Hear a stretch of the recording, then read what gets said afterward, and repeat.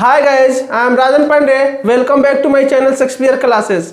Guys, आज हम लोग नरेशन पढ़ने जा रहे हैं जो किसी भी कॉम्पिटिटिव एग्जाम या बोर्ड एग्जाम के लिए काफ़ी महत्वपूर्ण है।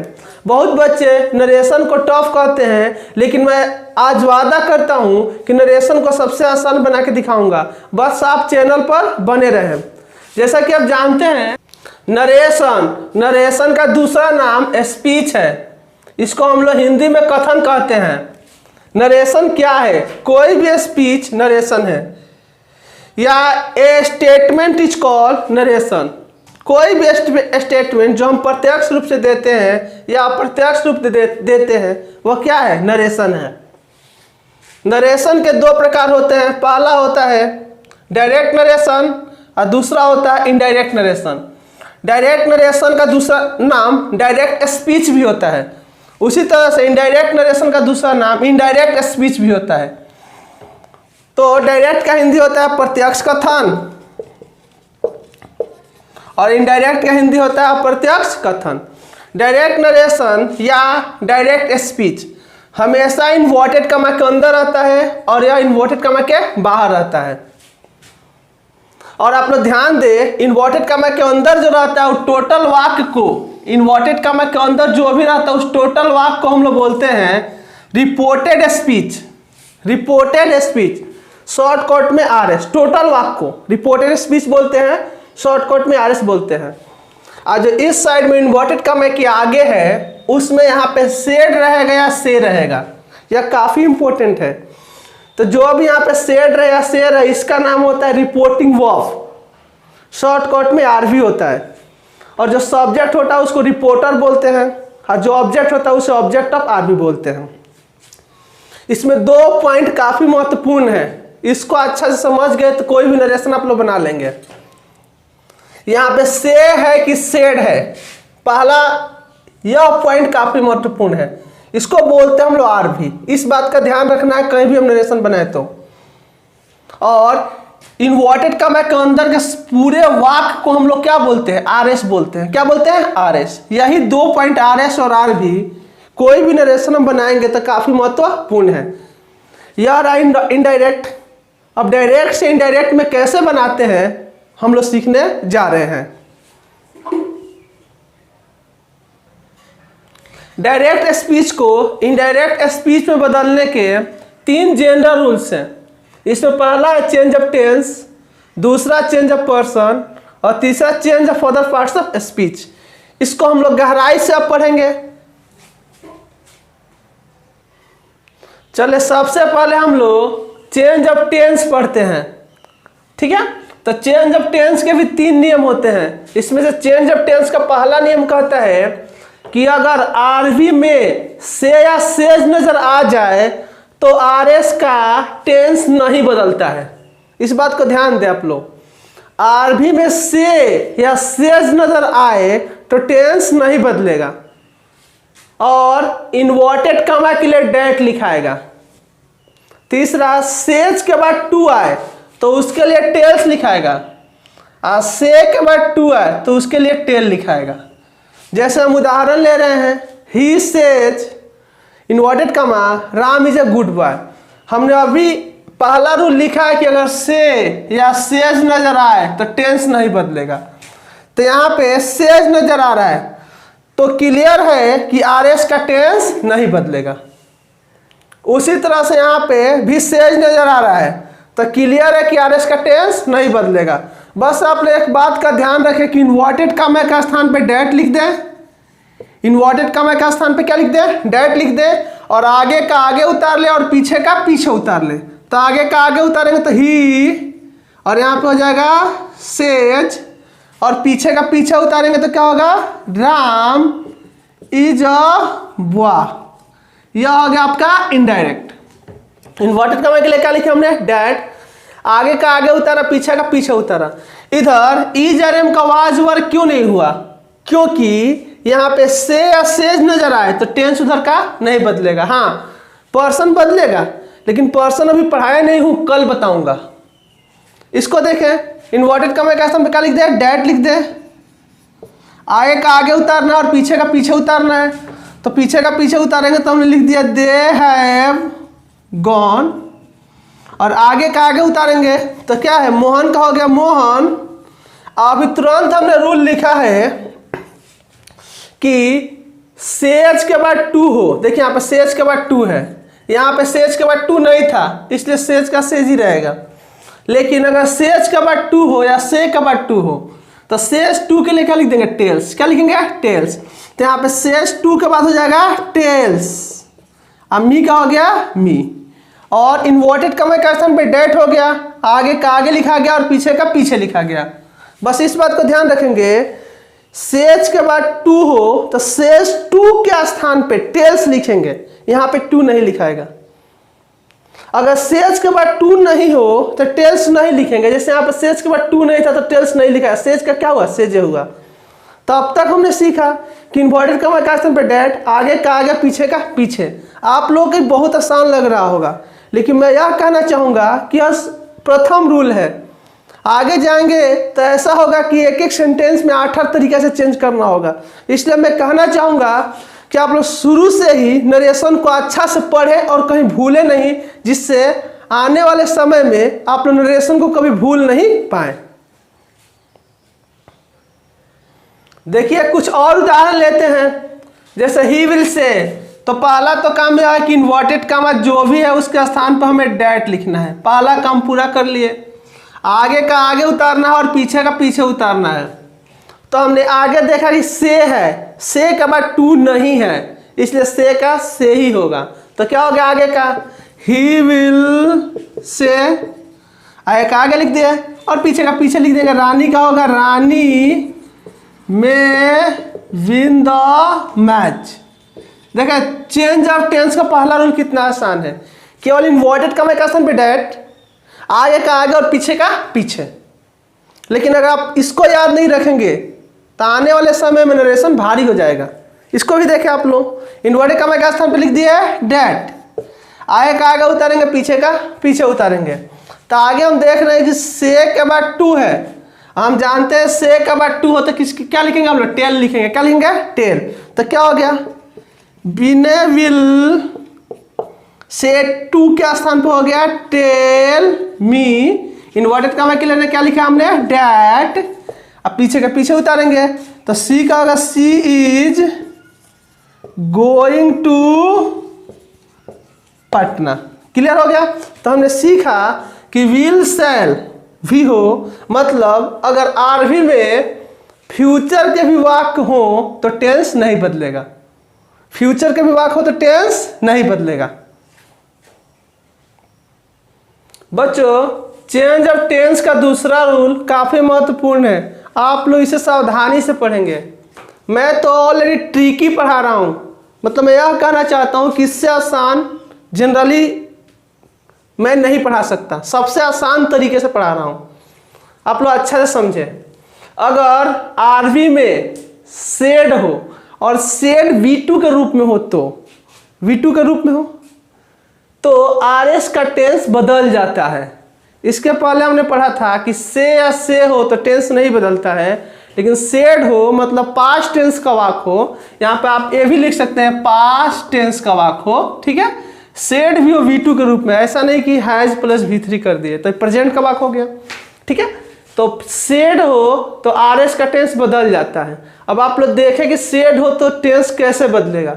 डायरेक्ट में अगर क्या होगा तो इनडायरेक्ट में क्या हो जाएगा, तो डायरेक्ट में V1 या V5 होगा तो इनडायरेक्ट में V2 हो जाएगा।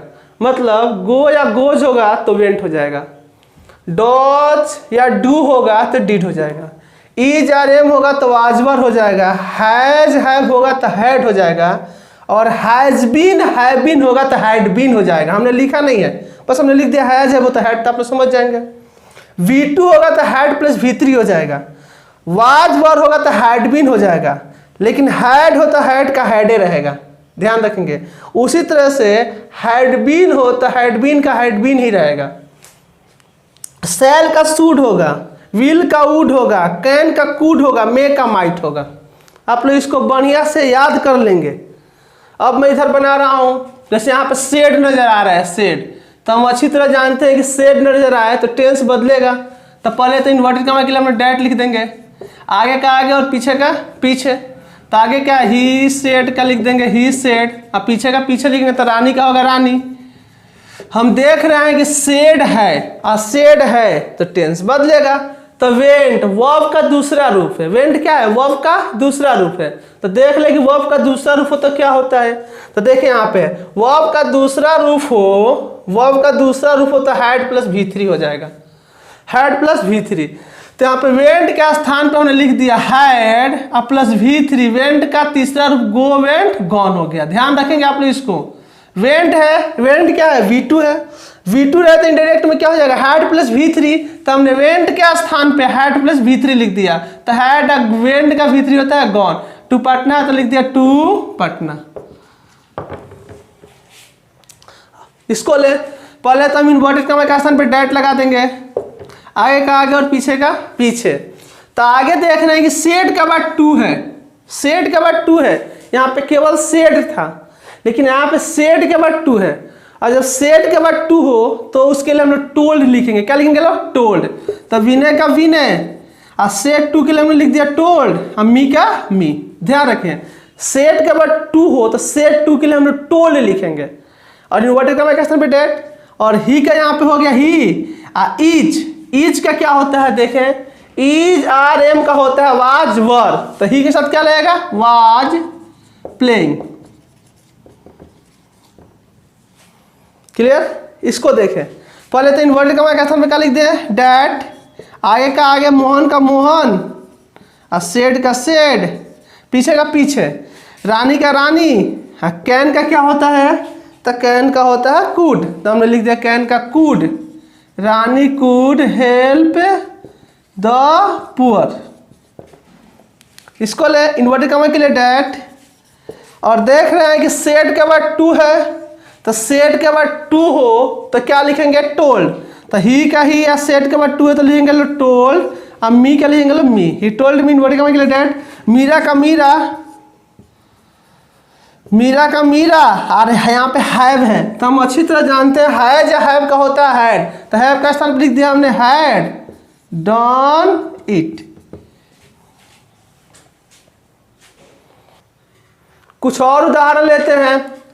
He said Mohan place cricket, तो यहाँ पे पहले इन्वर्टेड कॉमा के स्थान पर हमने क्या लगा दिया डैट, क्या लगा दिया डैट।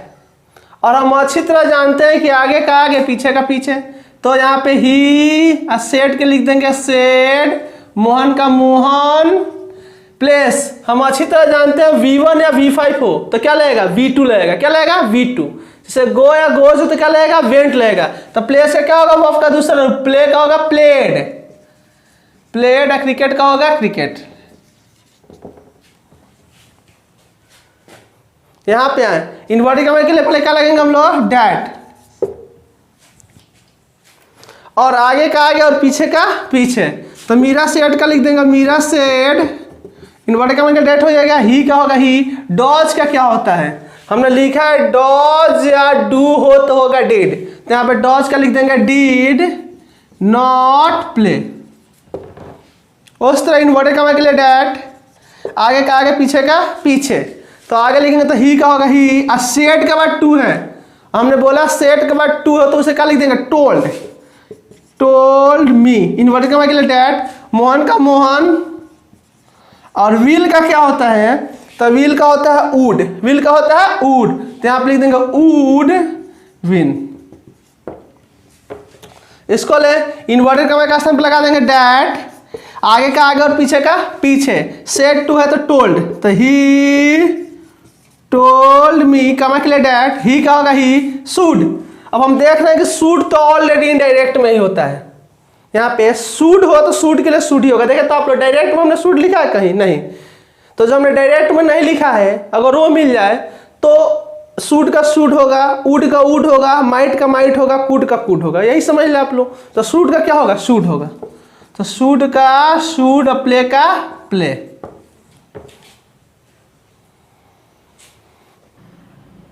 चेंज ऑफ टेंस का एक अपवाद भी है जो काफी महत्वपूर्ण है, इसलिए इसको मन से पढ़ेंगे क्योंकि अपवाद बोर्ड एग्जाम में या किसी कॉम्पिटिटिव एग्जाम में जरूर एक पूछता है।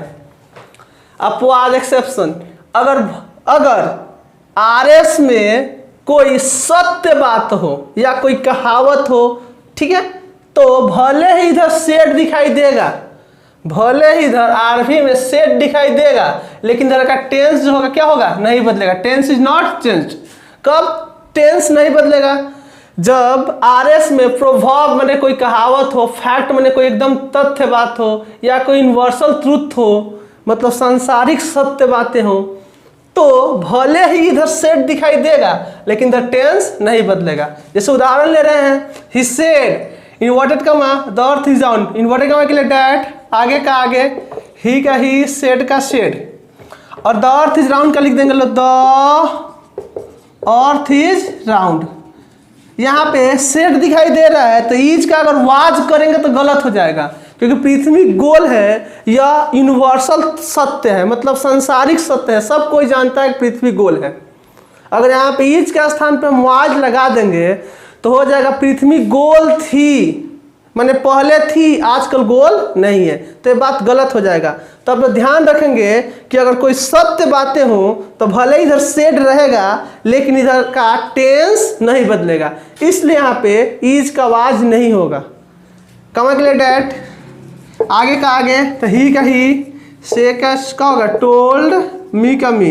अब देखिए लिखा है 2 and 2 is 4, 2 और 2 4 होते हैं, तो अगर यहाँ पे इज का हम वाज कर देंगे तो हो जाएगा 2 and 2 was 4, मैंने 2 और 2 4 होते थे, पहले होते थे, आजकल नहीं हो रहे हैं, तो बात क्या हो जाएगा, गलत हो जाएगा। इसलिए आप यही लिखाएगा 2 and 2 is 4, इज का आवाज नहीं होगा, क्योंकि बात क्या है, एकदम फैक्ट है। कमा के लिए डैट, यह एक कहावत है, a bad carpenter quarrels with his tools, Hindi होता है इसका, नाच न जाने अंगना टेढ़। तो अगर कहावत भी हो तो टेंस नहीं बदलेगा। इन्वर्टेड कमा के लिए डैट, आगे का आगे और पीछे का पीछे उतार दिया जाएगा, तो इन्वर्टेड कमा के लिए डैट लिख दिया, आगे का आगे लिख देंगे तो ही का ही, सेड का सेड, और पीछे का पीछे का लिख देंगे, a bad carpenter quarrels with his tools, यही बातें को उतार देंगे। तो चेंज ऑफ टेंस आज खत्म होता है। अगर आपको कहीं प्रॉब्लम आती है तो प्लीज़ कमेंट करके मुझसे पूछे, मैं उसका जवाब जरूर दूंगा, क्योंकि मैं चाहता हूं कि अगर आप लोग नरेशन पढ़ रहे हैं तो अच्छा से पढ़ें। साथ ही यह रहा आपका SW।